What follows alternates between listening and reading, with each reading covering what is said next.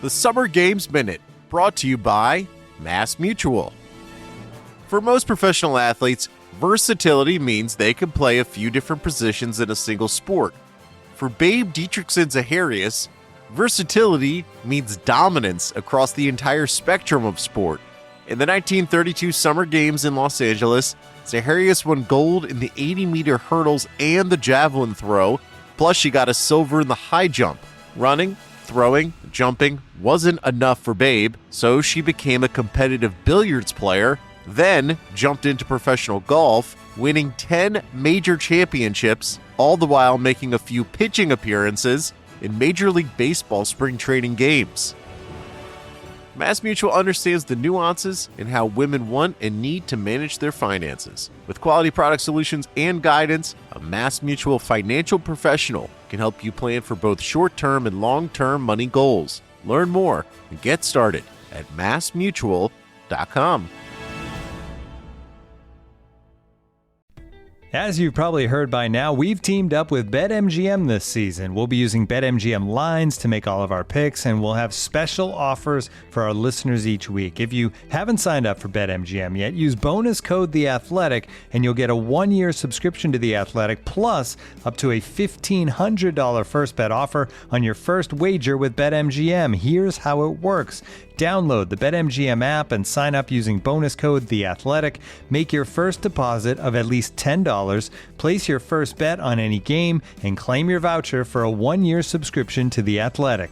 See BetMGM.com for terms. U.S. promotional offers not available in D.C., Mississippi, New York, Nevada, Ontario, or Puerto Rico. Gambling problem? Call 1-800-GAMBLER. Available in the U.S. Call 877-8-HOPE-NY or text HOPE-NY 467-369 in New York. Call 1-800-NEXT-STEP in Arizona. 1-800-327-5050 in Massachusetts. 1-800-BETS-OFF in Iowa. 1-800-270-7117 for confidential help in Michigan. 1-800-981-0023 in Puerto Rico. First bet offer for new customers only in partnership with Kansas Crossing Casino and Hotel.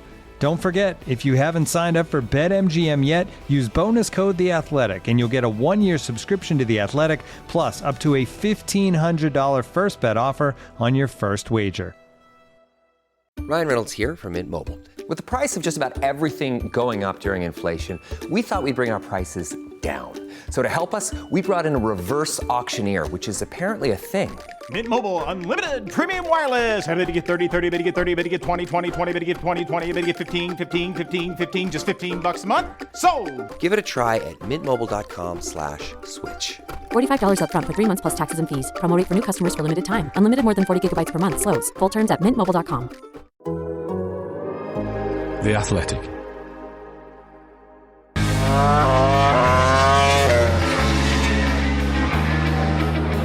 A deal has been agreed for MotoGP to come under the same ownership as Formula One under the Liberty Media umbrella. But what will this actually mean for MotoGP in terms of day-to-day reality? Is it good or bad news for motorcycle racing? And will it even actually happen?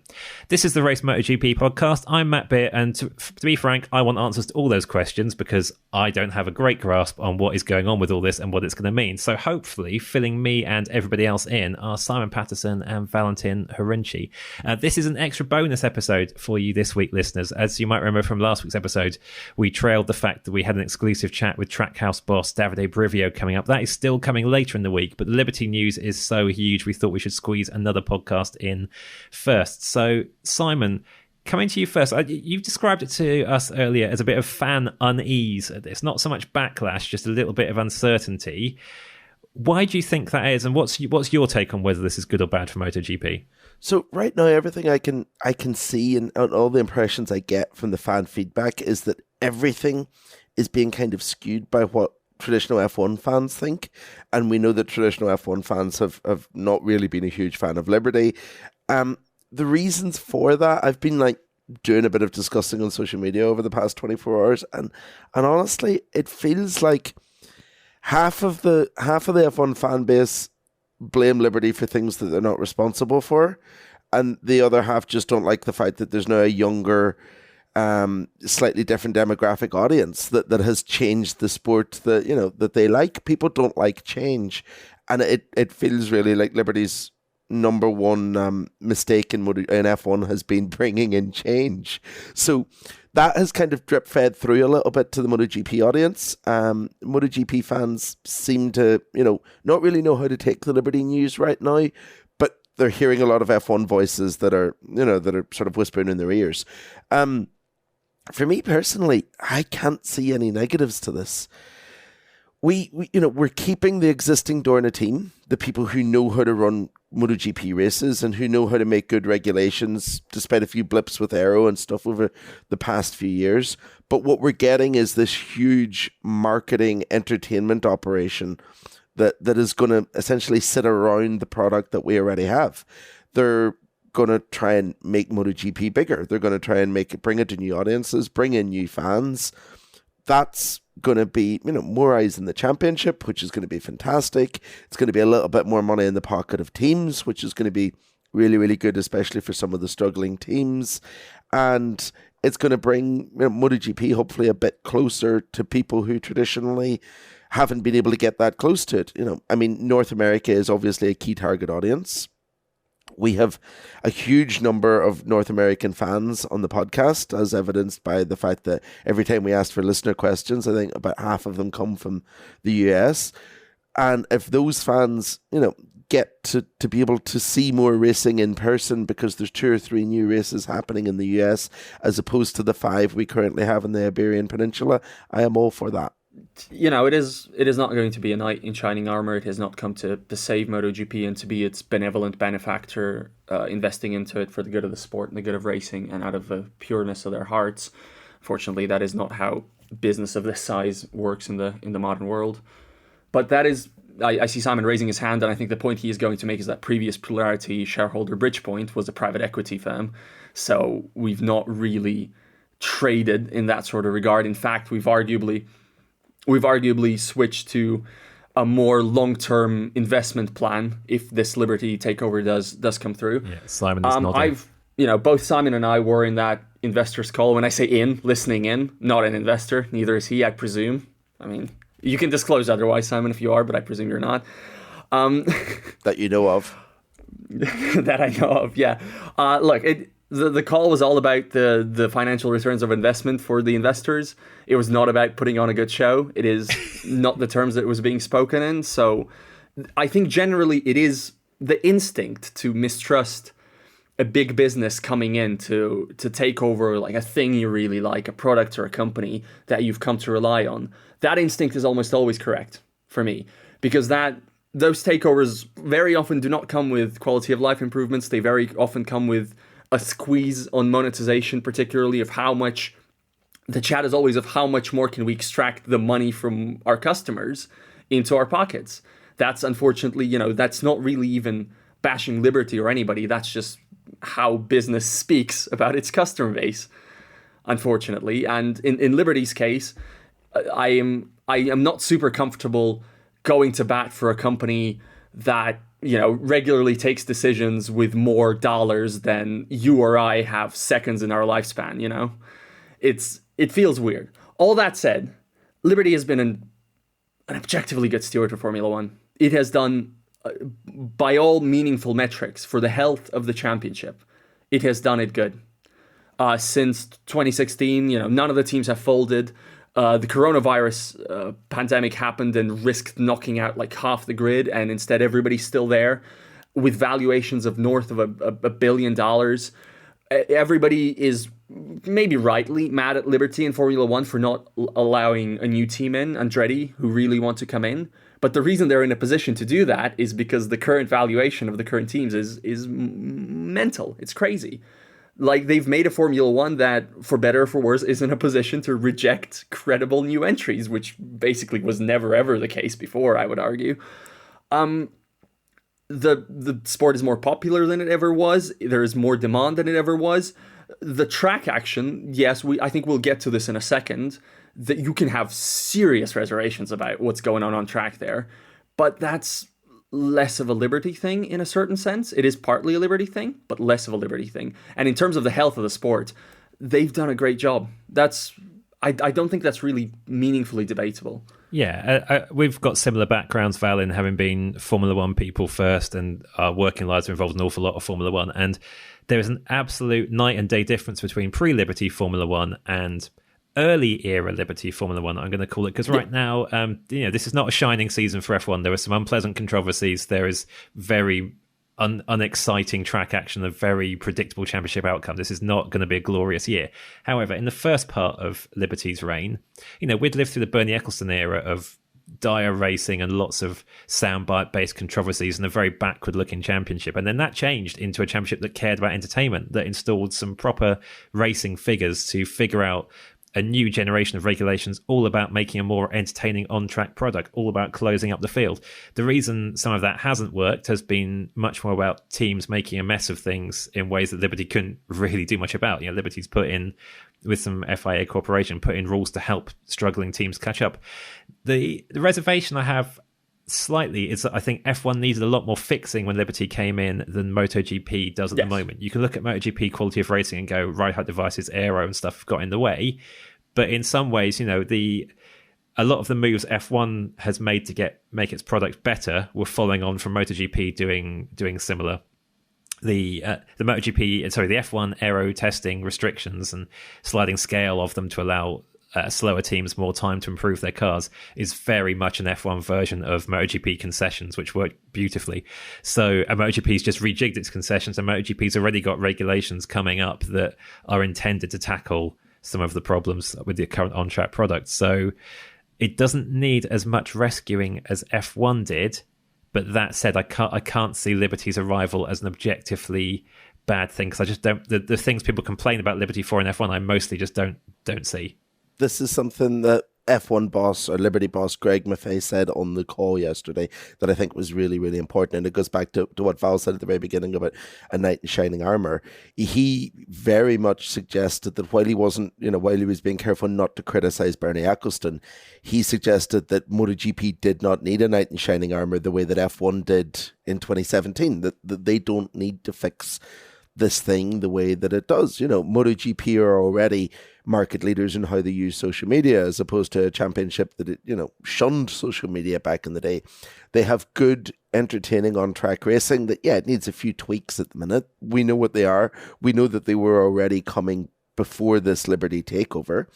So, I don't think there's too much of a concern there. At the end of the day, again, without shilling for big business, I would rather have someone who has bought the championship with the intention of owning the championship for a long time and turning it into a really good racing product, as opposed to someone who's bought the championship to do exactly what what Bridgepoint did and exactly what CVC did before them, where they try and make it more profitable, load it with debt, and then flip it for as much money as they can. I don't think that's Liberty's goal. I don't think they're here to turn this around. They're here to make this super, super profitable instead. And that's, if you have to choose between those, I think Liberty are the lesser of those two evils by a long way. Let's tackle some of the specific concerns, because I am wary of coming off as needlessly dismissive of people who are just understandably protective of the sport they love and maybe don't like some of the things that have happened to Formula One. One thing that I've seen a lot is specifically concerns over the future makeup of the calendar. And in many ways, this has come up in terms of Formula One's increasing reliance on street tracks. Well, sort of increasing, which is obviously a misdirect in this case. MotoGP can't go to street tracks, and this has already been acknowledged by Liberty Media. Nobody's sending MotoGP to street tracks. But I think the part of it that's more relevant is the belief that in coming in, new owners will strip away classic tracks. So bin off Mugello, bin off Assen, saddle them with impossible to hit contracts, and then ship off those races to other shiny or government funded tracks. Formula One recent history under Liberty does not support this. Factually, it does not. I've looked at the calendar in F1 before Liberty's arrival, and the two tracks that you could in any way, shape or form describe as classic that are gone compared to then are Sepang, which is a particular case, and a lot of people would dispute over how classic Sepang is exactly. I think we all like it, but it's lovely, but not it turned up in 1999. Yeah, to exactly. Me, as a 40-something, that is not a classic. Yeah. It's not Silverstone. No, it's not. No. Yeah, I prefer it to Silverstone, but it's not Silverstone in terms of history. Yeah, fair enough. And Hockenheim, which already by that point the German Grand Prix was a rotational biennial race because the Nürburgring changed owners. So, it used to rotate between Nürburgring and Hockenheim, then it just went to Hockenheim, and then it just disappeared. And Germany is, I think, one market where Liberty hasn't really meaningfully succeeded in Formula One as it stands. But, so you look at those two tracks, and then you look at the other classics that everybody cites that, were often under threat in the media, and you look at them specifically. Silverstone, right, Matt? You remember there was a lot of concern over Silverstone vanishing from the Formula One calendar. For years and years, almost 2 decades. It was always every year its future was a story. It's got a huge contract now. There was a deal signed to go somewhere else. Donington. Yeah. Yeah. It never happened, but there was a deal signed to go to Donington. As we stand now, Silverstone rakes in the attendance every year, and it has a huge long-term contract. Monza, under threat all the time, now fairly embedded on the calendar. Interlagos, we all love Interlagos, all of us who watch Formula One. I think it's the quintessential Formula One track, like almost the most important one. There was a lot of really awful talk about it being replaced by a Rio de Janeiro Grand Prix, backed by Jair Bolsonaro, I think, or something like that. That's gone. Interlagos is now under a long-term deal. It's fine. Spa, still on the calendar. I don't particularly like it, but it's still there. Suzuka got a big new extension just now. All of those classic tracks are still in place. They have not gone anywhere. And they've added Zandvoort, which wasn't on the calendar, but which most people consider a classic track, and Imola. Oh, yeah, and the idea of Zandvoort or Imola coming back a couple of years ago would have just seemed, particularly Zandvoort, you'd never expected F1 cars to work there, but yeah, even with Max Verstappen's popularity, it seemed an impossible dream, but Liberty were like, there's the audience, we make this happen for that audience. So because of this plus the new races, the problem is instead calendar bloat, that is a valid concern. Liberty said yesterday that 22 was the right number it saw for the calendar, that it was not going to try to push it beyond the current target of 22. But we also have to remember that even if you expect it to go back on its word in that regard, in Formula One, I think there's a lot of team support for expanding the calendar. Like, they're generally okay with it. They don't seem to mind. Also because of the revenue split in a way that also does help. In MotoGP, all the factories that you hear from do not want more than 22 races. KTM's on record as wanting something like 18, 17. I think other manufacturers have also never been particularly vocal in trying to push out more races in the calendar.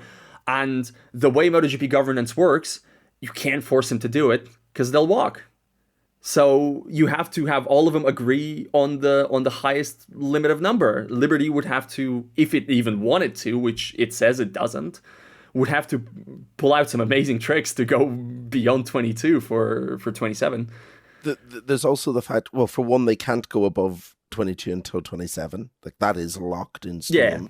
Because of the contract with Michelin, because Michelin are contracted to supply tires to no more than 22 races. But Michelin are also, they don't want more races because they're already struggling. They were like the first people in MotoGP to kind of go to like a 2-team structure because they were struggling to get staff under French working regulations who could go to all the races. But Michelin are also MotoGP's single biggest sponsor.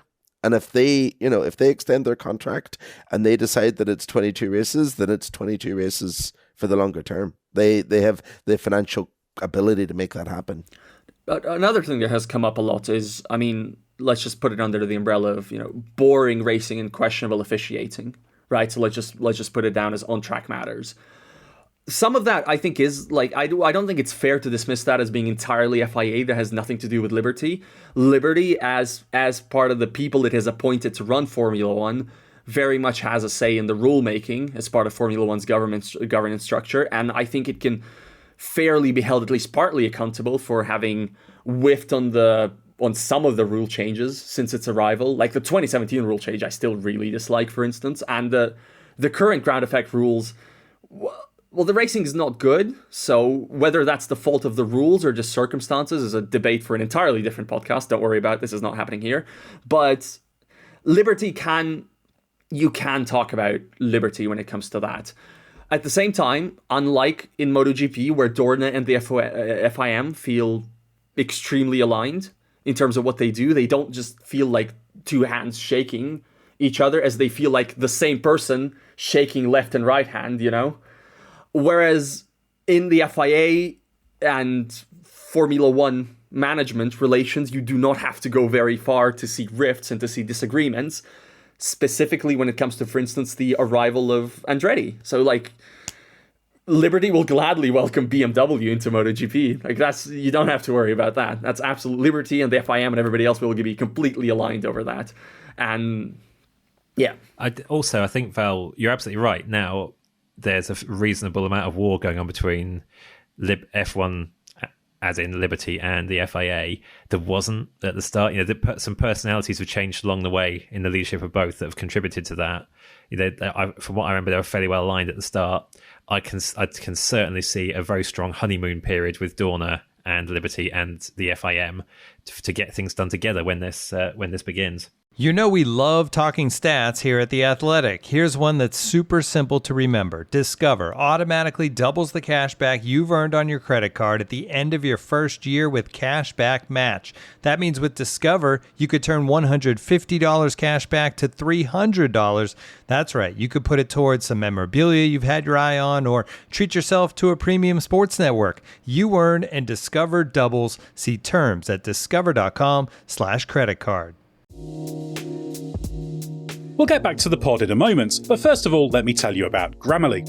Email, Google Docs, Slack, you write across multiple platforms and places during your workday, so delivering consistent, high-quality communication everywhere is key.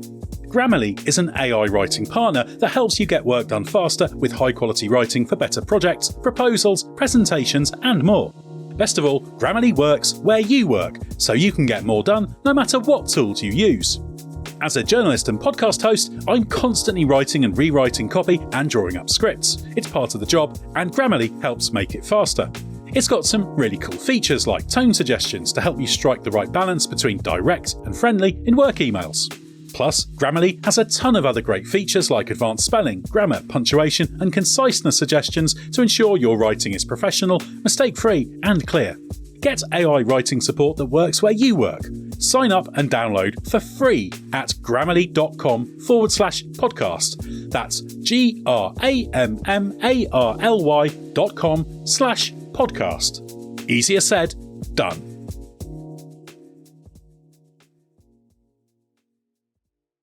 Ryan Reynolds here from Mint Mobile. With the price of just about everything going up during inflation, we thought we'd bring our prices down. So to help us, we brought in a reverse auctioneer, which is apparently a thing.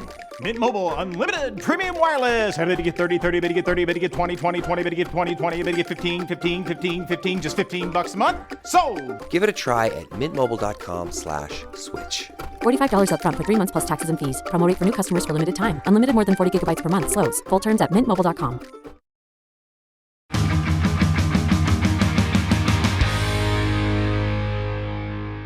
Now, we said this deal has been agreed at the start. We didn't say it's happened. It may yet not happen. Val, why is it not certain to even go through? And what is the plan to make sure it does? Liberty is very confident. It says that it will go through, and I don't think it would announce this if there wasn't at least a certain degree of confidence that they know what they need to do to make it happen.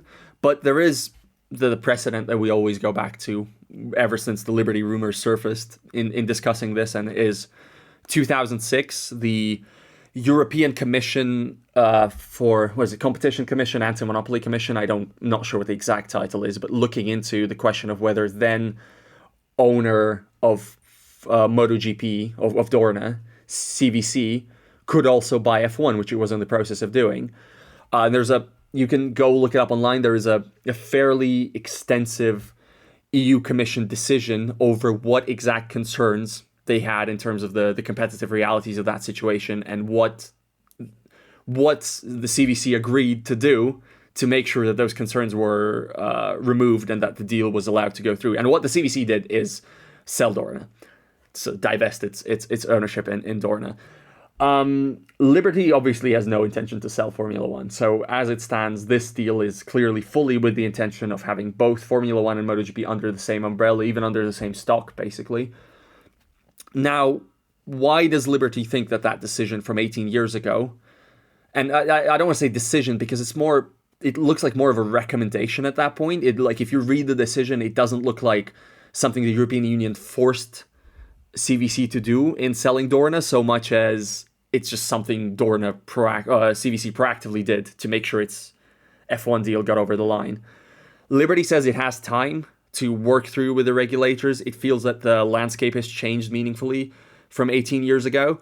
But its main argument, I think, is it has time, whereas it feels that for the CVC, the main task was just buying F1, and if MotoGP had to be collateral to it, well, so be it. Whereas Liberty obviously is buying MotoGP, but it won't do anything with Formula One, which is, obviously isn't going anywhere to any other ownership as far as we understand right now. The details between that landscape and the current landscape, it's quite complicated, maybe outside of the remit of this bonus podcast, also because I can really even bore myself talking about it. But basically, they looked at a few ways in which in 2006, having F1 and MotoGP under the same owner would constitute an unfair competitive advantage in terms of various things. And they looked at negotiations with circuits, and they felt that was more or less fine. They looked at potential TV package bundling, and they were like, this could be something, but maybe not. Let's see. But before all of that, they specifically flagged up free-to-air television rights in Spain and Italy, and negotiations when it came to that, and the fact F1 and MotoGP were major competitors on those free-to-air markets, filling basically all of the same niche, all of the same market, and how if CVC owned both, it would be in a position to leverage that.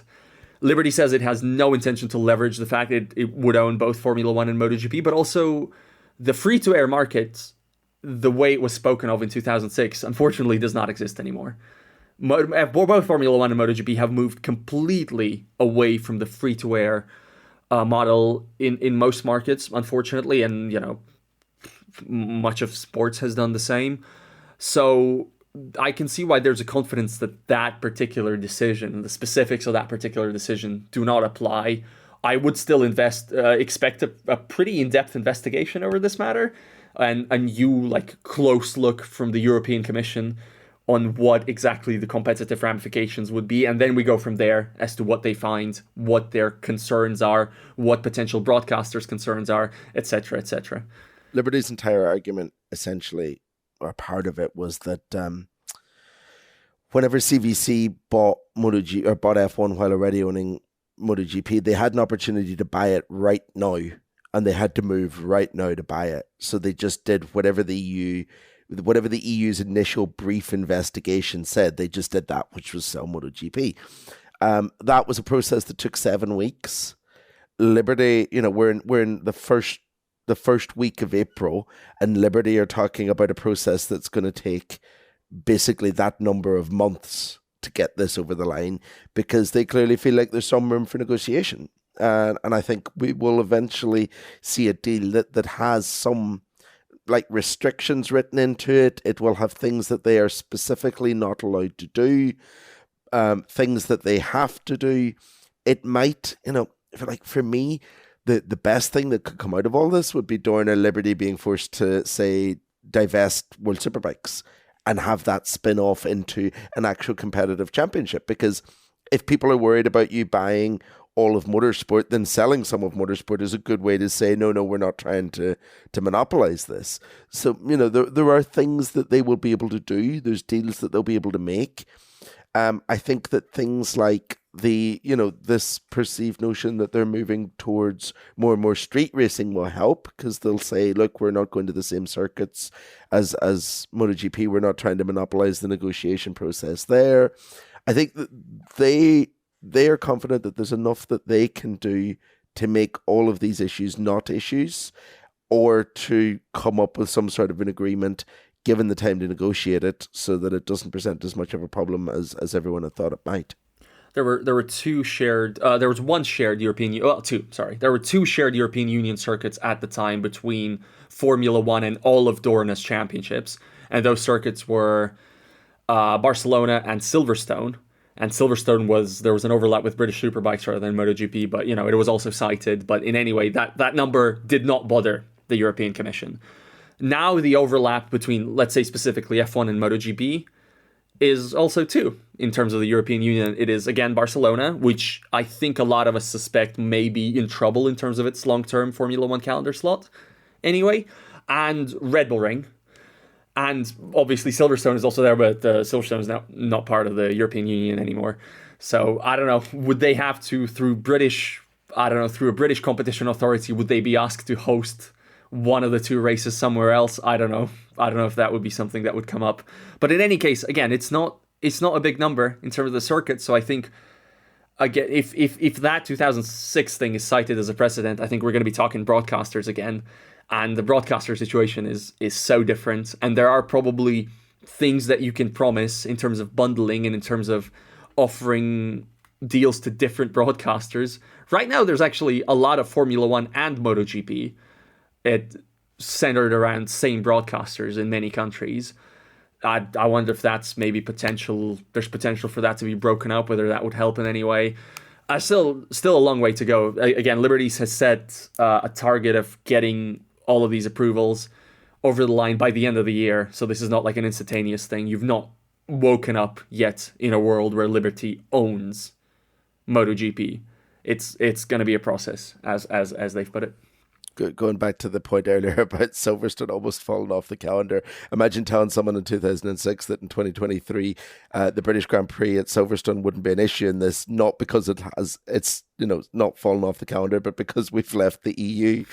Oh gosh. I think the TV deals, I actually think maybe help support their case, because they're going to be able to go to the EU and say, look, we've already, like Liberty, MotoGP and F1 have already done deals with the same broadcaster while we're competitors. So surely we'll be able to still do the same thing whenever we're not competitors, and it won't affect things massively. It might make things a bit cheaper for the consumer, etc., etc. It might not be the that big of an issue. It's interesting. The other thing that was interesting was where they actually said they were going to speak to the monopolies commissions, because it's not an issue in the US at all, but they highlighted, I think, the EU, the UK, Brazil, which ties with how much we know that South America is a massive audience for MotoGP, or a massive potential audience, and Australia. And I think that's probably because Australia regulations are quite strict, but it also hinted that there's a push coming North and South America there, the fact that they went to Brazil about it. When you need mealtime inspiration, it's worth shopping Kroger, where you'll find over 30,000 mouth-watering choices that excite your inner foodie. And no matter what tasty choice you make, you'll enjoy our everyday low prices, plus extra ways to save, like digital coupons worth over $600 each week. You can also save up to $1 off per gallon at the pump with fuel points. More savings and more inspiring flavors make shopping Kroger worth it every time. Kroger, fresh for everyone. Fuel restrictions apply.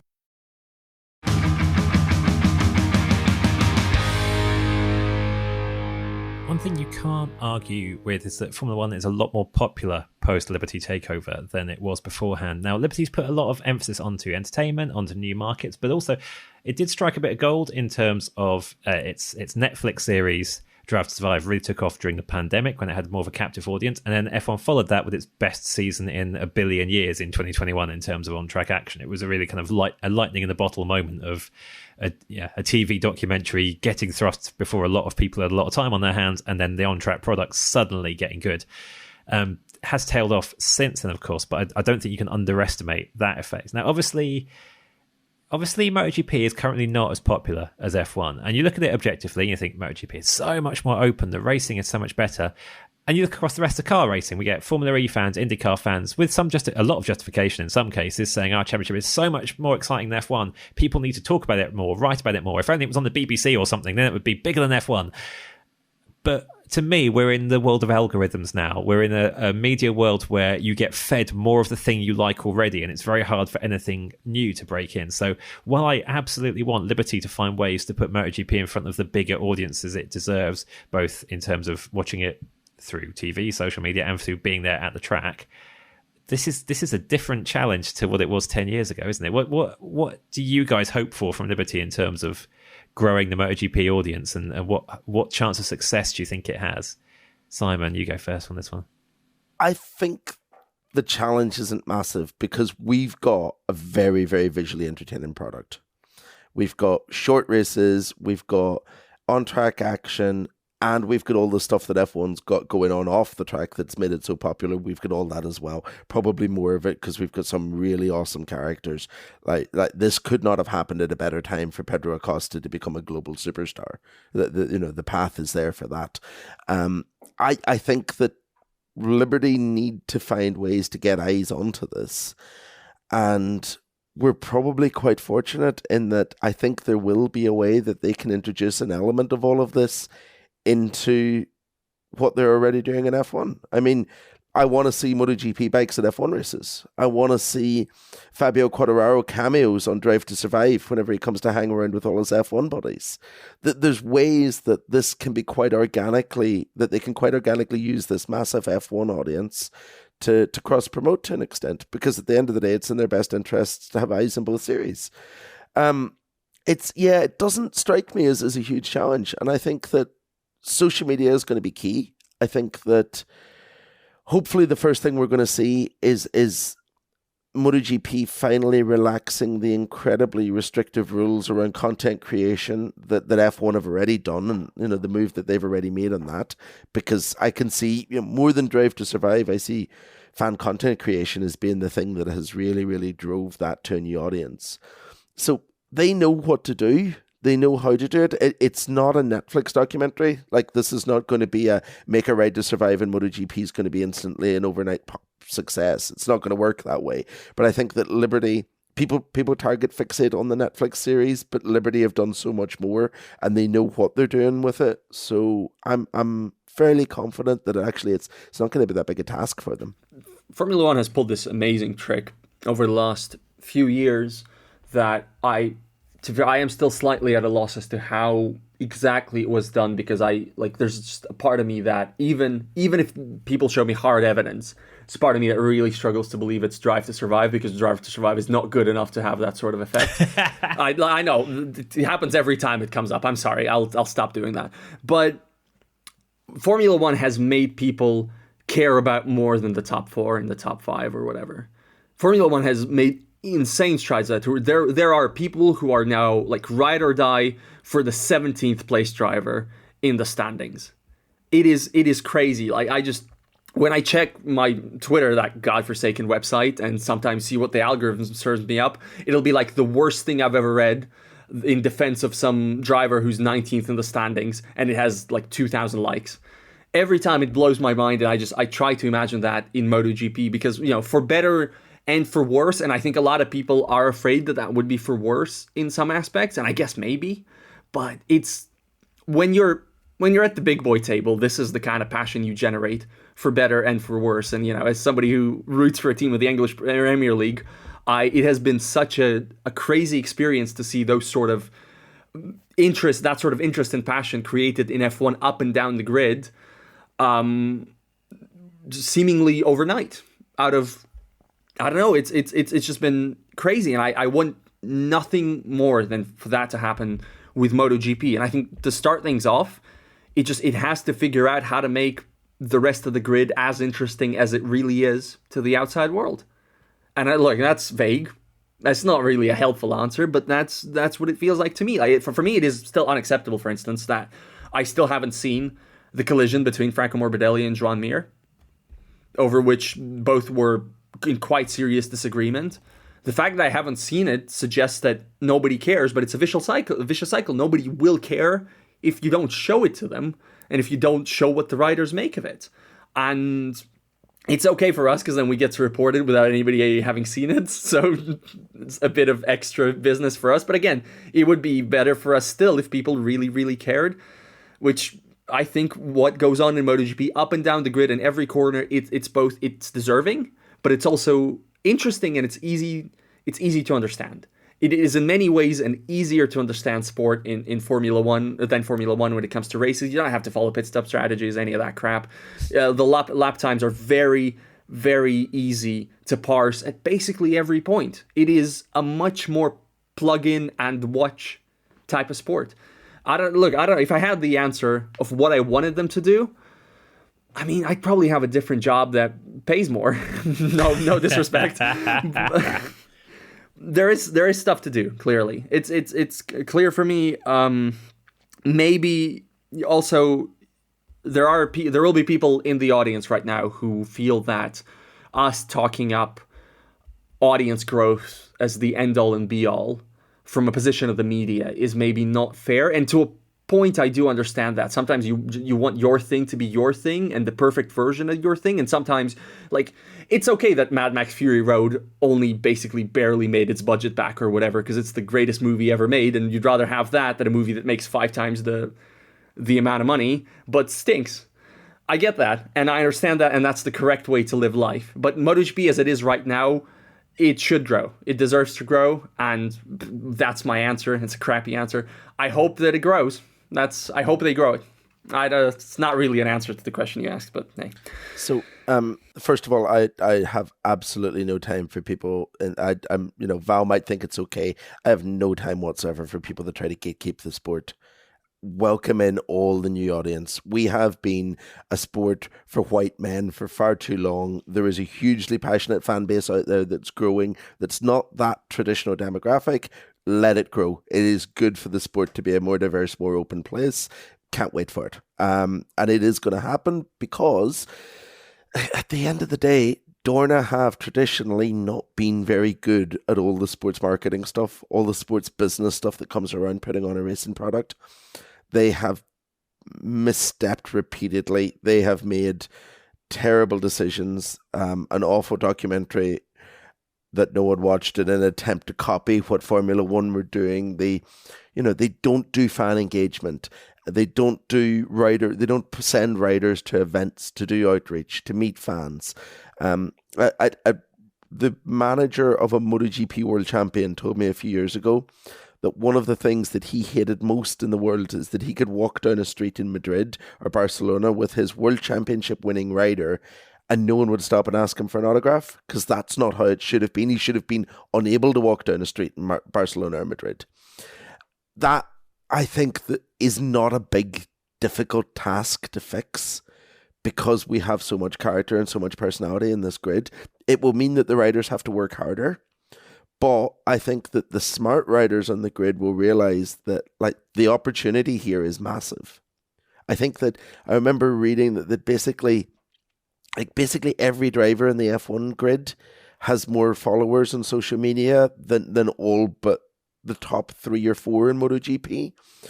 There are people at the back of the F1 grid with 2 or 3 million followers on Instagram, whereas Pedro Acosta has like 400,000. The riders they're all massive egotists, like every racer is. They want to be global superstars. They want the extra money that comes with it. They want the recognition that comes with it. The smart ones will realize that a little bit of work now will set them up very, very nicely. It will make them a bigger fan base. It will do them good in the long run if they commit to it. And in turn, it'll grow the sport along with it. I do realize that I've made a bit of a gatekeeping-ish argument, and I don't like that in terms of how it may have come across. So, for the avoidance of doubt, any audience growth and audience diversification, extremely welcome. MotoGP needs it. It would be great for MotoGP. It would be, what we definitely want is we want to give all the people a chance to understand whether this thing is for them, right? To catch as many eyeballs as I can, and to catch people who can be fans and turn them into fans. And that would be great. And again, more people this sport deserves to be watched by more people, and I think more people deserve to be watching the sport, as weird as it sounds, even though we have our issues with it sometimes. It's just, I also understand the intuitive concern over, because it feels like every big business you listen to, it's always about audience growth, It's always about the future fans, the fans that you might have, rather than the fans you already have. It does feel that way. I do, that particular impulse of it, I do understand. MotoGP is just not in a position to really be thinking about that impulse right now. Maybe Formula One's now in a position to where it can consider, customer retention. And again, I hate to call them customers, fans, people who have chosen to spend valuable, important minutes of their life watching your entertainment product. Again, this is not a gatekeeping argument at all. Absolutely 100%. Diversification and growth of the audience in MotoGP's case. And just generally, I'm pro. This was very defensive, but I just realized that Yeah. Sorry, Val. I feel like I put you in this spot. No, it's all right. It's good. It's fair. Val, I understand your argument. I don't think it's certainly not an anti-diversification argument. But I do see the point that if you're a fan of something and you've kind of stuck with it through thick and thin, now there's two elements to this in my mind. There's the way I used to think when I was a teenager. If a lot of people started liking a band that I'd been taping off the radio for a year already, and now people had different opinions about it that and they were like latecomers, I kind of dropped that kind of stuff in my 20s. But I do see why, if you supported something when it wasn't big, you've got a loyalty to it, and maybe it spoils it a bit if people who you see as less knowledgeable or who didn't put the hours in to support this thing are now getting on board with it. I don't really follow that too much, but I can see how that is a valid opinion in some quarters. The one I do sympathise a little bit more with is people who have supported motorbike racing forever, and if they see changes being made to the sport they've loved and they've shelled out for the pay-per-view subscriptions, for the merch, for the ticket grandstand seats, and now it's being changed to attract a new audience and it's being changed in ways that don't appeal to them. I do see that 100%, but I also think everything has to change and evolve. And as members of the media, we see plenty of figures in our day-to-day work that show the disparity between levels of interest in F1 and MotoGP now. As people with eyes, we see the disparity in entertainment level between F1 and MotoGP, and those two graphs do not match. You put those two graphs next to each other, they look ludicrous. And so I think anything that Liberty or anybody involved in MotoGP can do to bring MotoGP more of the audience it deserves is welcome to me, even if it might change some things that I hold dear about MotoGP. To be honest, there aren't many. I'm quite pro change and evolution. I just don't care as long as there's good storylines. I think the message to that second group of people that you talked about, as long as, the parts that they want to hang on to are reasonable, assuming they are reasonable and assuming they are important, there is just no reason to believe Liberty would change those parts. There is no, again, it's the gut reaction of it's all going to be street tracks with extreme pomp. The pomp is going to be there. The pomp doesn't matter. Pomp's not going to ruin the racing if there is pomp. Don't worry about that. Don't think about that. That's a complete misdirection. It's all about how easily accessible the championship remains and how good it remains. And it's really good right now, but the accessibility and the amount of people you can talk about it to is what could use improving, and that's what we want from Liberty. I don't, just again going back to that first discussion, I don't really see what it could ruin, and it's not because there's nothing to ruin. There's a lot to ruin. This is a really, really good championship, but I don't see any reason why it would. It'll either be a wash or it'll be additive, and if it's a wash, well, we've lost a bit of time, but so be it. And if it's additive, it's good. It's just good. Well, I think for a bonus podcast, this has filled a nice amount of your week now. So we are going to go back to our schedule of Davide Brivio, followed by Carlos Espeleta for our next two interview episodes before the Grand Prix of the Americas, which I always start by calling the United States Grand Prix. Simon. It's also worth noting that the Carlos Espeleta interview, in the context of everything we've heard this week from Liberty, is actually more interesting now than it was then. Yes. Because obviously he knew this deal was coming through when we did that interview. And there's a lot, I'm going to go back and listen to that again, because there's a lot of reading between the lines that I think we'll be able to take from that. But I think that this news makes that podcast even more exciting. Yeah, no, that's what I was about to tell the listeners, actually. Just bear in mind that those episodes were recorded in advance of this news breaking. And so if you're wondering why we're not asking Davide Brivio about Liberty based, given his time in the F1 paddock, or we're not going into detail with Carlos Espeleta, it's because we can't use time travel, unfortunately. But both interviews and the topics they get onto, there's a lot of juice in them that works really well in the context of F1's owner also potentially becoming MotoGP's owner. There's some great stuff from Brivio about his time in the F1 paddock, both why it didn't work out for him personally and kind of how he sees the two championships operating. And when you come to it, it's worth listening to with this potential future under Liberty in mind.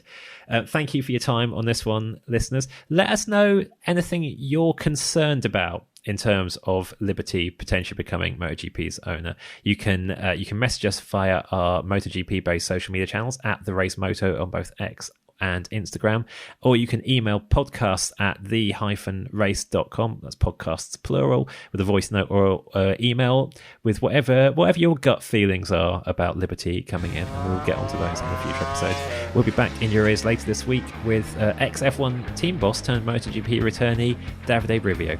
Thank you for your time.